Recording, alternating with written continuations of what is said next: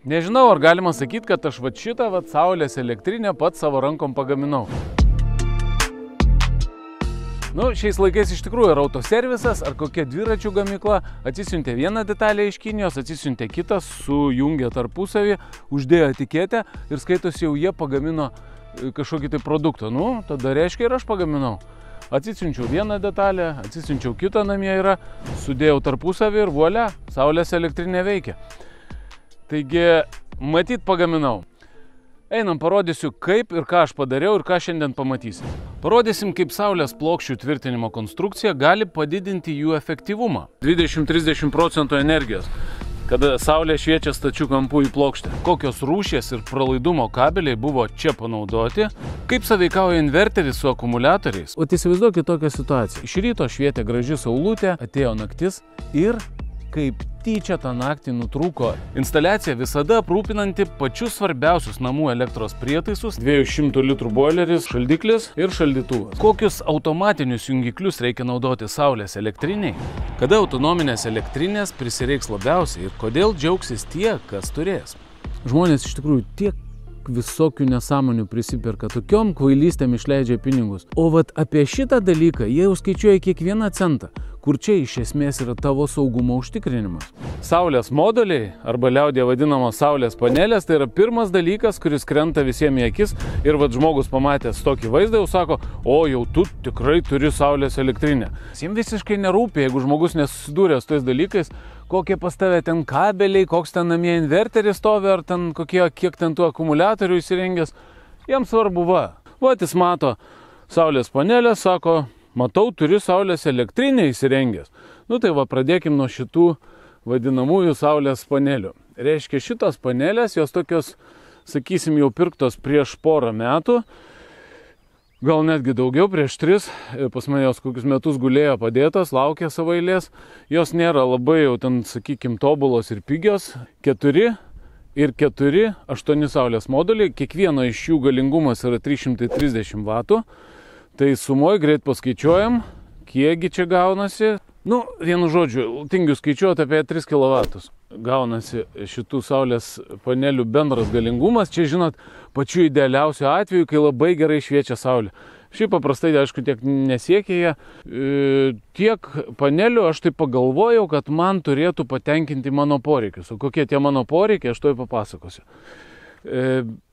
Dabar kaina, kiekvienos iš šitų panelių kaina, tais laikais, kai aš pirkau, o čia buvo prieš metus kokius 3, buvo, jeigu neklystu, po 110 eurų, dabar yra ir galingesnės jos, ir pigesnės. Nežinau, ar geresnės, specialistai gal pasakys, bet einam pažiūrėsim iš nugarinės pusės specifikaciją. 360 vatų, 40 voltų. Iš tikrųjų, visai nesenai vaikščiau po depo parduotuvę, žiūriu, panelės galingesnės negu mano, po 400 berods 40 vatų, kaina 80 eurų, tai iš tikrųjų atpigo. Nežinau, gal dar pigiau kažkur yra, jūs gal geriau žinot. Aš, kai žinot, jau pasistatęs, tai jau šitais reikalais ir nelabai domiuos. Čia prieš gerus 3 metus aš jas pirkau. Kas yra pati panelė per daiktas, aš neaiškinsiu. Geriau aš jums papasakosiu apie konstrukciją, kurią pasidariau. Matot, reiškia stulpai tokie padaryti, geriau ant šitos pusės parodysiu. Reiškiasi į žemę įbetonuoti, čia dar kol kas eksperimentinis modelis toksai apraišyta izoliacijom, bet reiškia į žemę įbetonuoti 3 stulpai kiekvienam blokui ir ant kiekvieno stulpo viršaus yra toksai šarnyras, kuris leidžia pačiom panelėm, patiems saulės moduliam vartytis priklausomai nuo saulės aktyvumo. Tiksliau, ne aktyvumo saulės, bet saulės kampo, kuris šviečia iš viršaus. Reiškia, žiemą saulė būna, maždaug tokiam lygiai praeina, ten in pateka ir keliauja ir ten jau nusileidžia. Todėl pati saulės pats modelis, pati panelė, turi būti maždaug tokioje pozicijoje, kaip dabar stovi. Kai ateina vasarėlė, eina saulutė šitaip aukštai, gal netgi šitaip.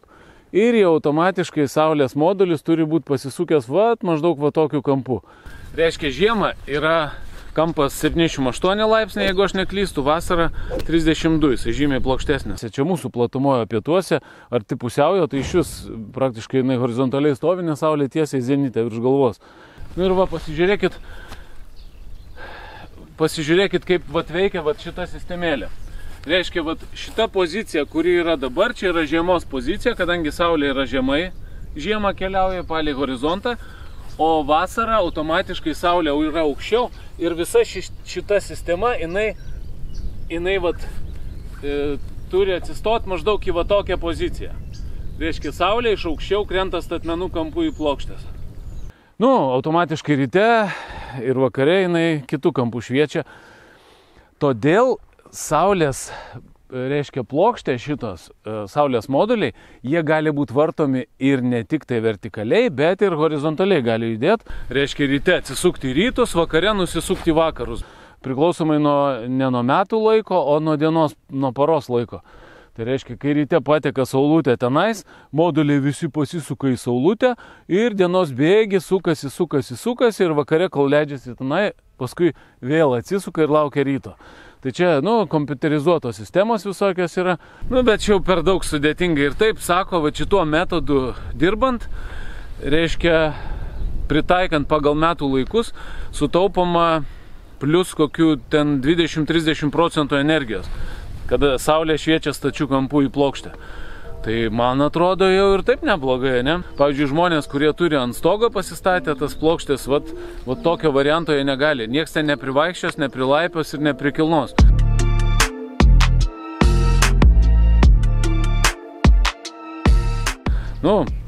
Galbūt pas kažką yra tokia automatika, parašykit, bet čia tokia jau turi automatizuota sistema būt, kur aš nežinau, ar jin atsipirktų.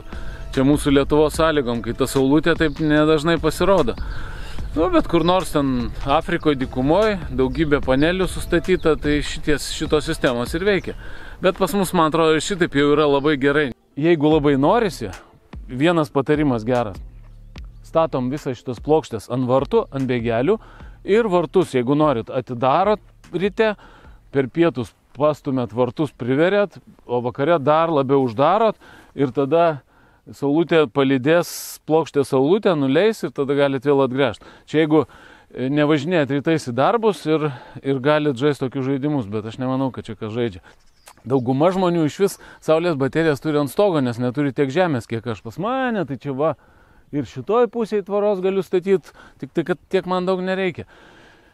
Galvoju, dar gal pasistatysiu, sakykim, pas mane dabar 8, gal dar kažkada pasistatysiu kokias 8. Bet gal ir nestatysiu, nes poreikis nėra iš tikrųjų uždirbti ten to pinigėlio, kaip nors ten sutaupyti labai. Jau užtenka vien tai, kad ten vartysis man. Ir tai jau per akis. Net nežinau, ar aš ją vartysiu. Nes čia irgi ne automatika, čia aš turėsiu, tarkim, kokį kovo mėnesį turėsiu, reiškia, jau paversti į vidurinę poziciją, o jau kokį liepą birželį jau pastatyti taip, kad visiškai jau saulutė iš viršaus šviestų. Aš nežinau, kol kas pernai jinai va taip prastovėjo. Šiemet gal kažką padarysiu, jeigu rankos prieis. Bet kažkaip tenkina mane ir tokia pozicija, ypač žiemą, kai mažai saulės, tai labai gerai, kad jin gerai gamina ir beje žiemą netgi geriau negu vasarą. Šitoj pozicijoje tai tikrai geriau, nes jinai, saulė lygiai statmenai šviečia į plokštę, į plokštumą ir tada geriausiai gaminasi elektra. Tai va, taip jos įtvirtintas. Ant tokių aliuminių laikiklių, čia jau tokie tipo originalūs. Jie sujungti, reiškia, jos dviejose vietose tvirtinasi prie kiekvieno bėgelio. Čia skersinis uždėtas, tarpusavį surištie ir visas tas blokas vartosi. Pačios plokštės, pačios panelės saulės irgi originaliais tokiais laikikliais pritvirtintos.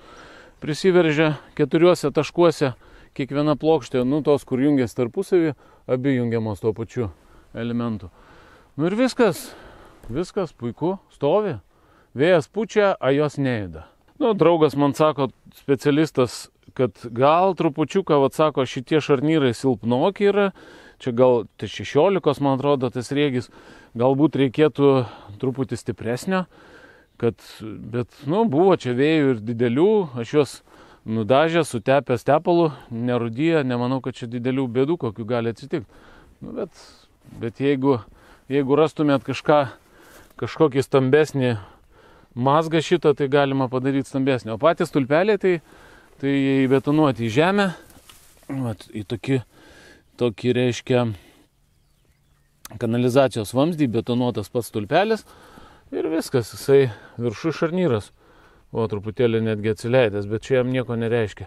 Čia jisai vis tiek stovi, tik tai dėl klibėjimo priveršt reiktų. Nu, aš galvojau visai gudru, išmanu. Nu, apie pačias plokščias čia žinot, nelabai čia yra ką pasakot, dalykas žinomas visiems gerai, aš jums geriau papasakosiu apie laidus. Kokius laidus, kabelius reikia parinkti ir kaip aš juos parinkau.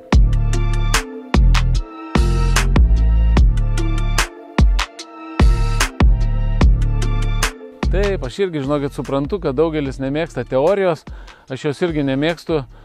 Nu, bet prieš aiškinantis, kaip sujungti tos plokštės kabeliais arba kabeliais, reikia įsiaiškinti tai, ką mokėmės mokyklai, kad du elektros srovės šaltiniai, jeigu jie sujungti yra nuosekliai, auga įtampa, o jeigu jie sujungti lygiai grečiai arba paraleliai, auga srovės stiprumas, įtampa neauga. Tai šitą žinant, labai gerai tada viskas aišku pasidaro, kaip turi būti sujungtos plokštės tarpusavį, kad nebūtų per stipri įtampa keliaujantį į inverterį, kuris yra namuose.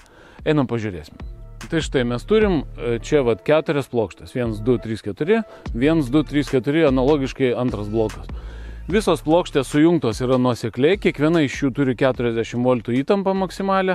Kai 4 sujungtos nuosekliai, reiškia įtampa visa pliusuojasi 4x4, 16. Reiškia maksimaliai, va šitas blokas pagamina 160 V.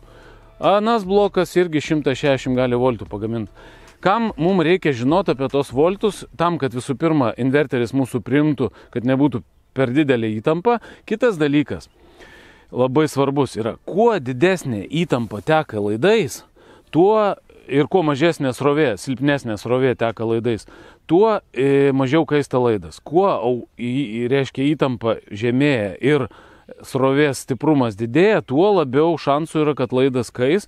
Už tai, pavyzdžiui, tenais, aš jums parodysiu, tie tinklai elektros, kurie teka, reiškia, čia pas mūsų kaimukį, o dar labiau tie elektros tinklai, kurie teka iš miesto į miestą, didelės apimties tinklai. Tai jie turi labai aukštą įtampą tam, kad nebūtų didelių srovės nuostolių. Tokia teorijos valandėlė dar. Nu ir pasižiūrėkit, reiškia kabeliai elektros, saulės jėgainių kabeliai, pasižiūrėkit, yra sujungti tokiom jungtim. Čia yra tipiškos jungtis, reiškia hermetiškos, kiekviena plokštė tarpusavį yra sujungta tokiom jungtim. Jos yra pritaikytos specialiai saulės plokštėm ir ten, kur pirksit plokštės, galite nusipirkti ir šitų jungčių.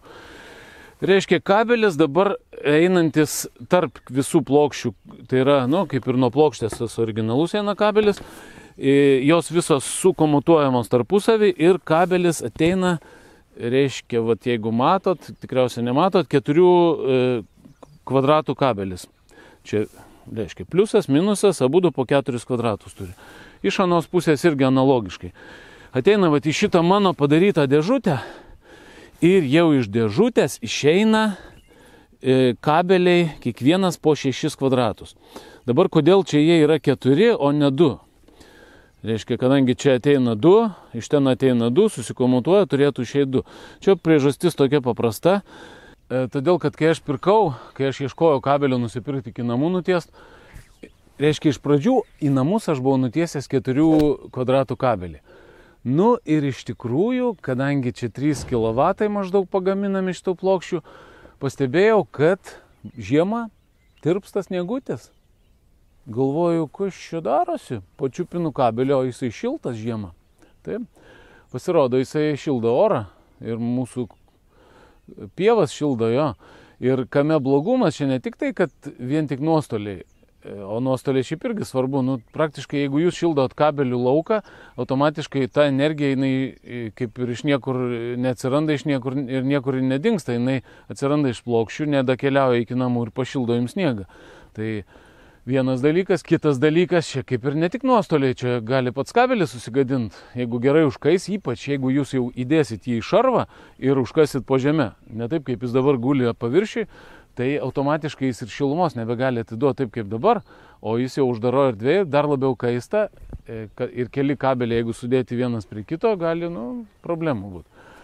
Tai žinot, nusprendžiau vis dėlto truputėlį galingesnį pasidaryti kabelį iki namų, galvoju, ką čia žinai, galbūt didinsiu dar, dadėsiu aš tų plokščių ateityje, nes čia dabar 8 pas mane, gal ten bus kada 16, galvoju pasididinsiu, ieškojau, niekur nėra, radau 12 kvadratų kabelį, kur man jau kaip ir užtektų su rezervu ir žinot, kad kaina kosminė, bet žiūriu, yra 6 kvadratų kabelis ir kaina tik šiek tiek didesnė už 4, tai 1,50 € už metrą 6 kvadratų kabelio tuo metu buvo, kai aš pirkau.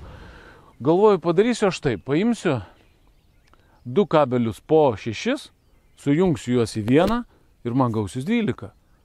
Kaip tariau, taip ir padariau. Bet čia toks dalykas, ką žinau, ar aš čia visiems patarčiau taip daryti. Aišku, 2 kabelius sujungi į vieną, gaunasi tas pats dvigubas pralaidumas, viskas kaip ir tvarkoj. Kabelis nekaista, viskas gerai, kaina irgi gera, bet yra vienas niuansas. Jeigu pas jūs yra vienas kabelis, 12 kvadratų, ir kažkas atsitiks, dėžutė, jisai atsijungs, nebeliks kontakto, oksiduosis, atsisuks varžtas, pavyzdžiui, žinot, pusryčių nepavalgiai iš ryto, prisukai per silpnai kontaktą ir atsipalaidavo. Nebėra signalo, reiškia, nepaduoda srovės į inverterį, inverteris iškart ką padarys, įsijungs. Šituo atveju, jeigu vienas iš tų 2 kabelių, pavyzdžiui, atsijungs, inverteris neišsijungs, o visa srovė tekės vienu kabeliu per 6 kvadratus, o ne per 12. Taigi yra čia toks kaip ir pavojus, nežinau, daugam nepatarčiau taip daryti, nes gali visokių problemėlių iškilti, bet kadangi aš raumenį turiu, nusprendžiau, kad aš vis dėlto kontaktus priveršiu teisingai, gerai, pastačiau tokią dėžutę gražią. Pasižiūrėkit, šitą dėžutę, per šitą dėžutę yra sukomutuotos tos abi plokščių grupės. Pabandysime ją atidaryti. Ups. Nepabėg. Biški byra čia mano detalės, bet galim pasižiūrėti. Prašom. Toks elementarus sukomutavimas. Ateina 2 laidai iš vienos, 2 laidai iš kitos plokščių grupės, reiškia 1, 2, 3, 4, 1, 2, 3, 4, 4 jungtis, po 2 laidus įeina ir išeina jau storesnis laidas, jau 6 kvadratų, mėlynai pažymėti 2 pliusai, tiksliau minusai ir raudonai pažymėti 2 pliusai. Ir jau matom, čia išeina 4 laidai. Iš tikrųjų, kaip sakiau, turėtų būti 1 ir 1 laidas ir tie 2 ir 2 nėra čia geras sprendimas, bet, kaip sakant, jeigu turit gerai sveikatos, galit šitos varščiukus kontaktus gerai užveržt, nepadaryti taip, kad atsijungtų vienas laidelis, tai čia nieko baisaus. Dar aš į šarvą neįkišęs, dar guli paviršiui viskas, bet manau, kad ateityje įkišiu ir pamiršiu ir viskas bus gerai. Kitas dar dalykas yra koks patys kabeliai. Į žemę tikrai nėra būtina kišti, aišku, to būtinai saulės kabelio. Tas saulės kabelis, šitas, jeigu matot, čia biškai matosi truputėlį. Vienu žodžiu, aš parodysiu. Tas pats saulės kabelis, kame jo privalumai yra. Jis niekuo nėra iš tikrųjų ypatingas. Jisai, kaip ir visi kabeliai, jis lankstus, nemonolitinis, bet jo privalumas yra tame, kad jis turi atsparę saulės ultravioletiniams spinduliam padengimą atsparų. Ir jisai gali iš plokščių, reiškia, kabėti atvirai visiškai ir jam nieko nepasidarys. Tuo tarpu, kaip paprastą laidą, jeigu užmestum, tai jis ten metai kiti ir subirėtų tą visą izoliaciją. Tai toks vienas jo kaip ir privalumas. Aišku, ta pati srovė, čia, kadangi teka nekintama, o nuolatinė srovė, irgi turi tokių savų ypatumų. Ir šitas kabelis, kaip ir jis jai pritaikytas. Ir tai izoliacija kitokia truputėlį, bet iš principo daro žmonės ir paprastą deda į žemę ir vargo nemato. taip, vat kur atviroje vietoje, kur tiesiog nuo plokštės kabo jisai vat ir ateina iki dėžutės, nu jau čia reiktų tikrai pasirinkti tą saulės kabelį. Kita vertus, ne ką ir sutaupysit, nes tie kabeliai paprasti, jie irgi neuždyga, kaip sakant. Jeigu gerą 16 kvadratų kabelį nusipirkti, tai irgi kainuoja pinigų. Va, užsuksiu aš tą dėžutę ir eisim toliau pažiūrėti į pačius laidus. Tai va, kabelis iš dėžutės keliauja link namų, jis kol kas, kaip ir sakiau, neįkastas yra į žemę, va matosi paviršiumi eina. Irgi, ką galėčiau apie šitą pasakyti, kad nedarykite to namuose, nedėkite kabelio ilgai ant žolės, nes kas nors eis ir tikrai pervažiuoja žoliapjovę. Taip kad geriau įkaskit greičiau į žemę. Ir aš savo irgi tą sakau, Artūrai, greičiau įkišt kabelį į žemę, nes kas nors jį nutrauks. Va, keliauja, jisai keliauja. Nu ir va čia, va, taip irgi pusiau laikinai pakyla virš mūsų tokio įėjimo ir keliauja toliau link inverterio. Na štai, dabar atėjom į tą vietą, kur yra pati saulės elektrinės ir širdis, inverteris. Ir vieta, kurios nemato, žmonės nesusidūrė su saulės elektriniam, kurie mato tik panelės gatvėje ir sako, va čia saulės elektrinė. Iš tikrųjų, broliai ir sesės, va čia yra saulės elektrinė. Pakabinau aš jį vat, ant tokios USB plokštės, pradėsiu, taip žinot, nuo pat pradžių.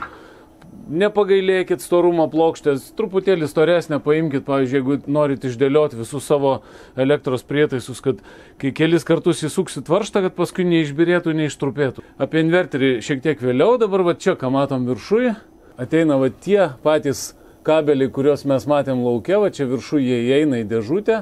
Čia yra automatas, tas vadinamas saugiklis, automatinis išjungėjas, kuris ateina nuo saulės modulių, tada keliauja laidu į inverterį, toliau iš inverterio dar dvi jungtis eina į kitą saugiklį, čia irgi yra nuolatinės srovės automatinis tas jungiklis ir jisai yra sujungtas su baterijomis. Va čia pas mane apačioje yra vadinami akumuliatoriai baterijos. Pats galingumas inverterio yra 5,5 kW, tai yra ta priežastis, dėl ko aš nejungiu jo prie visos namo sistemos. Nes man, kadangi 5,5 yra per mažai ir aš nenorėjau toliau plėsti, statyti, tarkim, didesnio inverterio arba paraleliai dar vieną inverterį statyti šalia, kad sumoj gautųsi 11 kW, tai palikau 5,5, bet padariau atskirą sistemėlę elektros. Pas mane iš inverterio srovė neina tiesiogiai į namo pagrindinį įvadą, bet per šitas kelias grupės patiekiama elektra į svarbiausius mano namų objektus. Tai reiškia šaldiklis, vandensiurblys, boileris ir dar vienas rezervinis yra skirtas ateityje, kam nors panaudosiu. Nu ir čia pagrindinis saugiklis.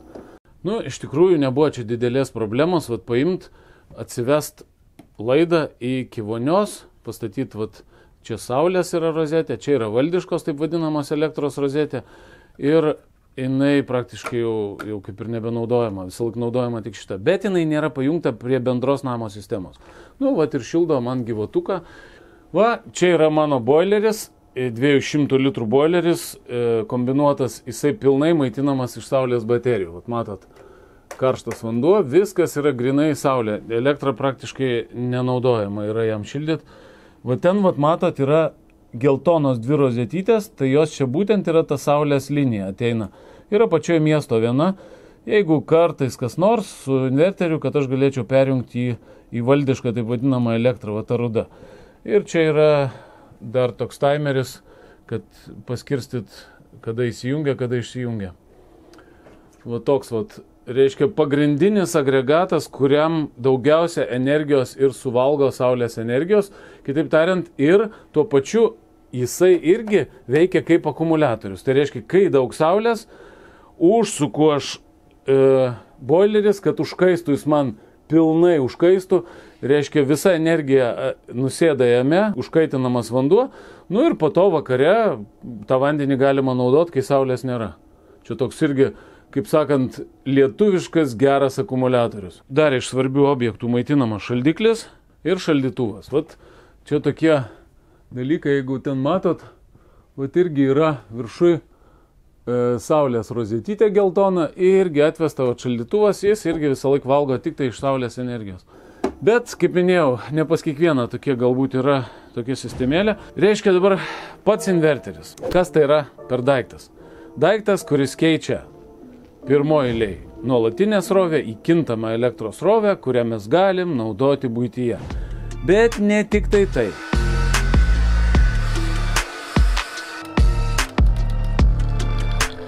O įsivaizduokit tokią situaciją. Iš ryto švietė graži saulutė, reiškia krovė akumuliatorius, maitino namą, bet per pietus apsiniaukė ir saulės energijos jau nebeužteko ne tik atkrauti akumuliatoriam, bet ir maitinti namą. Tai reiškia, inverteris pradėjo imti energiją iš akumuliatorių. Ir iki vakaro jis išnaudojo visus akumuliatorius. Atėjo naktis ir kaip tyčia tą naktį nutrūko elektros srovės tiekimas iš valdiškų tinklų ir namas liko be elektros. Todėl yra visą laik protinga, pavyzdžiui, to inverterio pagalba nustatyti taip, kad 30, 40, o gal ir 50% energijos visą laiką saugoma yra akumuliatorius. Reiškia, akumuliatoriai išsinaudoja iki pusės, inverteris automatiškai stabdo jų naudojimą, persijungia miesto elektros ir reiškia, akumuliatoriai laukia tos juodos valandos, sakysim, kada jų prireiks. Čia vienas iš variantų. Galima, reiškia, nustatyti žymiai mažesnį tą limitą, galima didesnį, galima nustatyti netgi iš vis, kad niekada nenaudotų inverteris akumuliatorių energijos. Reiškia, pas tave stovi namuos visą laiką pilnai pakrauti akumuliatoriai ir jie naudojami tik tais bėdos atveju. Nu, bet jeigu taupai pinigėlius, tas akumuliatorius geras dalykas, nes kai nėra saulutės iš jo paimi, kai yra per daug saulutės, jisai prikrauna daugiau ir imt gali vėlgi, kai saulutės bus mažai. Tai va toks, jisai kaip ir išmanus agregatas, už žmogų aišku neišmanesnis, visą laiką geriau žmogus, kuris sėdi prie to akumuliatoriaus ir inverterio ir reiškia, ir boilerio ir gali įjungti, pažiūrėti saulutė šviečia, energijos vienur kitur daugiau paduoti. Nu, bet ne kiekvienas tą gali daryti, ne kiekvienas, reiškia, gali sau leisti taip kaip aš gyventi savo namuose. Žmonės keliasi 8 ryto, 8 vakaro grįžta iš darbo ir niekas ten prie jungiklio nesėdės ir nejunginės. Čia, žinai, saulutė šviečia, įjungsiu tą aparatą, nešviečia, išjungsiu tą aparatą. Tai daugeliu žmonių yra visą laiką geriau surasti kažkokį kompromisinį variantą ir palikti, tegul jau inverteris pats tvarkosi. Tam jis ir reikalingas. Tam pas jį ir smegenys tos elektroninės duotos. Dar trumpai pasakysiu apie saugiklius. Saugikliai, šitie saugikliai, automatiniai išjungikliai, išjungėjai, jie nėra paprasti. Jie, reiškia, ir čia irgi, o šitas yra 50 amperų, o šitas jau truputį rimtesnis 125 amperų, reiškia, sroviai. Nes čia galinga srovė eina iš akumuliatorių, už tai tokio didelio reikėjo, stovėjo truputį silpnesnis anksčiau, tai jį nuolatos išmušinėdavo. Galvojau, ieškojau informacijos, kuogi šitie saugikliai, vadinami liaudyje, skiriasi nuo įprastų kintamai sroviai, kurie skirti, kurios galima nusipirkti senukos. Va šitokių saugiklių nei senukus nuėjęs, nei Ermitažė, nei net, man atrodo, Šilemoną kažkada skambinau, ne taip paprasta jo surasti. Nu, šituos atsisiunčiau iš Kinijos, bet esminis jų skirtumas nuo paprastų saugiklių, aš jums toj paaiškinsiu. Nuo paprastų automatų jie skiriasi viena maža detalė, kuri labai daug reiškia. Va, pažiūrėkite, yra du paprasti automatai, kurios galima nusipirkti bet kokioje parduotuvėje, senukose, Ermitaže arba ten Mokvežo ir dar kur nors. Kuo jie skiriasi nuo tų, kurios aš panaudojau pas save prie inverterio? Nuo automatų skirtų nuolatiniai sroviai. Ieškojau visur informacijos, niekur aš jos neradau, nei pas ten amerikonus, nei pas lietuvius, radau pas rusus. Žodžiu, žmogelės kažkoks vienas irgi vargo, laužė smegenis, kamegi čia tas įdomumas jų, nes kaip ir uždėjus paprastus irgi viskas veikia. Ir atrodo, nu, tai kam reikalingi tie, ar čia koks marketinginis triukas? Pasirodo, ne. Pasirodo, yra vienas niuansas. Reiškia, ypatumas nuolatinės srovės yra tas, kad nuolatinė srovė palieka žymiai didesnį ir ilgesnį išlydį atjungus du kontaktus. Nu, vat įsivaizduokit, žinot, kaip būdavo mokykloje tas toksai aparatas. Dabar tikriausiai vaikai jau jo nebeturi, nebemato mokyklose, bet mes, atsimenu, fizikos pamokose būdavo suki tokią dinamo mašiną ir tokius du burbulus, reiškia, artini vieną prie kito ir kažkada tarp jų atsiranda išlydis. Tai reiškia, ta srovė, jinai tiesiog pramuša orą ir toks kaip žaibas, kaip elektros išlydis per atstumą. Tai va čia būtent nuolatinė srovė tą sukuria elektros išlydį. Jisai gali būti ir kintamos srovė, bet jisai žymiai mažesnis ir žymiai mažiau trunka. Tik atjungus kontaktus kintamos srovė, jis iš karto nutrūksta. Tuo tarpu nuolatinė srovė, jeigu gera įtampa, atjungi kontaktus, o gali būti taip, kad tas išlydis nenutrūks ir jis toliau bus tarp dviejų kontaktų. Kitaip tariant, kontaktai neatsijungs ir kas dar blogiau, to išlydžio metu sukuriama labai aukšta temperatūra, gali sugadinti ir automatą, gali kilti ir nedaug dievė gaisras. Kad to išvengt, buvo sugalvotas toks dalykas, į kiekvieną automatą buvo įdėta mažas magnetukas. Ir va tas žmogus, kuris tyrinėjo, jisai išsiardė ir rado magnetuką ir vienam, ir kitam. Reiškia, saugiklėje, va čia va turėtų būti po magnetuką. Ir kai aš juos atsisinčiau, iš tikrųjų taip ir buvo. Aš jų neardžiau, aišku, nes sako, visą laiką geriausia, kai nusiperki daiktą, jo neardyti, nes paskui jisai sako, trumpiau tarnauja. Aš jo neardžiau, bet aš pridėjau automatą vieną prie kito ir jis pradėjo stumti. Aš apverčiau, kitą pusę jis pradėjo traukti. Tai reiškia, vienoje pusėje yra magnetukas, kuris tą išlydį elektros, kuris gali susikurti nuolatiniai srovėje atjungus du kontaktus, jisai jį nukreipia į save. Ir kai jis nukrypsta nuo kontakto, jis automatiškai iš karto atsijungia. Tai va toks veikimo principas yra, nu iš tikrųjų, tai tiesa ir jeigu jau darysit, būtinai atsisiųskit. Nu nežinau, gal dar ne viską papasakojau. Jeigu kas dar domina, klauskit, atsakysiu komentaruose. Galiu pasakyti tiek, kad elektrinė patenkintas, tikslas mano jos pirkimo tikrai nebuvo pasidaryti pinigėlio gražaus, o buvo apsisaugoti save ir savo šeimą nuo nenumatytų aplinkybių. O tai, kad jinai man dar ir atneša kažkokį tai naudą, nu, ta prasme, kitaip tariant, pamažu atsipirkinėja, per kiek laiko jinai atsipirks, sunku pasakyti, aš investavau į ją, atskleisiu paslaptį, apie 5000 eurų, tai reiškia plokštės, laidai, inverteris, akumuliatoriai, nu, skaitau nedidelė čia suma ir tu žmogus esi ramus, kad jeigu kas nors, pas tave visą laiką bus elektra. O jau tokių atvejų buvo. Čia iš tikrųjų, sakyčiau, toks viena iš maloniausių akimirkų. Žinot, kai dingsta elektra, o pas tave nedingsta. Ir čia jinai nėra tas jausmas toks, kad pikdžiugiškas kažkoks, va, pas tave dingo elektra, o pas mane nedingo. Ne, iš tikrųjų, niekiek aš čia nesididžiuoju ir niekiek čia nesidžiaugiu svetimom nelaimėm, bet kažkaip smagu, kad tu jautiesi toks vyras, toks, aš šeimai užtikrinu gerbūvį ir pas mane namuose viskas gerai. Toks yra truputėlį, nemanau, kad čia blogas jausmas. Žinot, iš vis, sakyčiau, įvertinus, tai kiek šitais tokiais neramiais laikais, bent jau televizoriaus prasme neramiais, žmonės kalba apie grėsmės įvairias, kurios gali būti. Tai tikrai, man atrodo, kiekvienas jau turėtų pasistatęs arba elektrinę, arba generatorius bent jau namie stovėti turėtų ir tas pats inverteris su akumuliatoriais. Matyt, kad žmonės labai daug šneka, bet daryti ne kiekvienas nori. Galvoja, kad kažkas apsaugos jį ten nuo visų galimų nelaimių. Čia, žinot, ne tik tas, kas dabar populiariai skamba per televizorių, nors aš televizoriaus nežiūriu, bet kiek draugai, giminės ateina papasakoja, tai man ten šiurpai bėga, kai aš išgirstu, kas iš tos dėžutės sklinda ir kiek žmonės visko gazdina. Ir netgi šiek tiek, sakyčiau, keista, kad žmonės tiek prigazdinti jau atrodo tokie bijantis ir taip jau laukiantis tų nelaimių, bet apie tokį užsitikrinimą savęs, apie apsisaugojimą visiškai negalvoja daugelis. Kai kas galvoja. Aš, pavyzdžiui, tom nelaimėm ir ne per daug aš čia tikiu, kad čia jos ateis. Bet kodėlgi neapsisaugot? Pas mane per metus dingsta kokius 3-4 kartus elektra. Vien dėl to, vien dėl to man verta turėti šitą elektrinę. O plus dar įsivaizduojant, kad gali būti dar kažkas blogiau, kokia nors stichinė nelaimė. Aš nekalbu apie tas hipotetinės grėsmės kažkokias 100 metų. Daugelis kritikuoja, kad čia ta kapeikėlė, tas pinigėlis nesueis, kad čia ta energija nei kiek nepigesnė gaunasi negu valdiška imti, kai jis sudedi visus kaštus, kokie reikalingi elektriniai pasidaryti.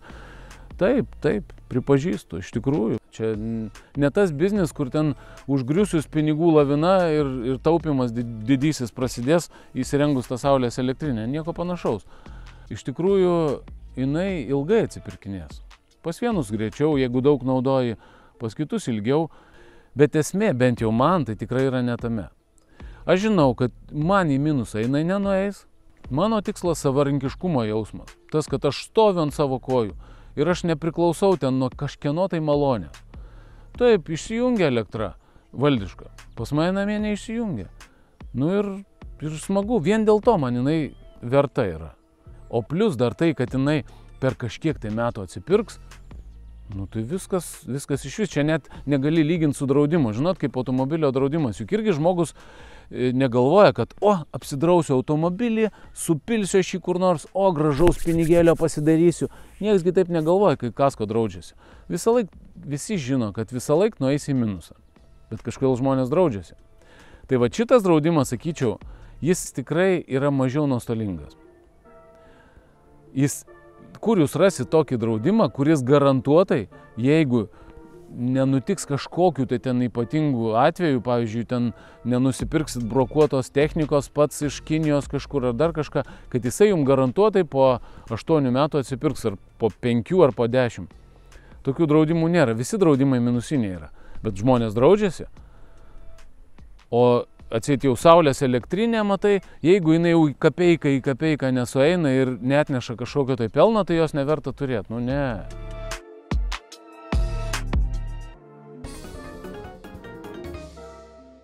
Žmonės iš tikrųjų tiek pinigų išleidžia visokiam nesąmonėm, tiek prisiperka visokio šlamšto nereikalingo. Tarkim, susideda ten kokią nors apdailą namo 300 eurų kvadratas, išorinė apdaila. Nu, kvailystė. Va čia kas, atsipirks kada nors? Aišku, kad neatsipirks. Arba tenais kur nors pralošia pinigus kazino, kažkokių loterijos bilietų prisiperka.